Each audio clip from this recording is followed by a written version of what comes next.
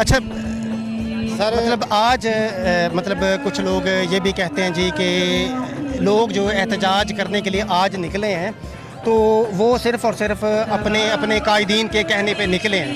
क्या कुरान पाक के लिए जो कुरान पाक की जो बेहुरमती की गई है स्वीडन में और उसके एहतजाज के लिए क्या इस कौम को अभी किसी कायद की ज़रूरत थी कि कोई कहे कि एहतजाज के लिए निकलें तो निकलेंगे, अदरवाइज़ वो नहीं निकलेंगे? और क्या ये पहले दिन एहतजाज के लिए निकलना चाहिए था इस कौम को, जो आज पता नहीं क्या वजह है कि आज इतने दिन बाद इनको होश आ गया, इनको सोच आ गई कि हमें भी निकलना चाहिए कुरान पाक की जो बेहुरमती की गई उसके हवाले से। तो बाकी जो दूसरे ममालिक हैं उनमें तो एहतजाज रिकॉर्ड करवाया जा चुका है पहले और अभी भी स्टिल जारी है। तो पाकिस्तान को में ही लोगों को आज होश आई है? क्या ये लोग वेट में बैठे थे? क्या फिर ये कहना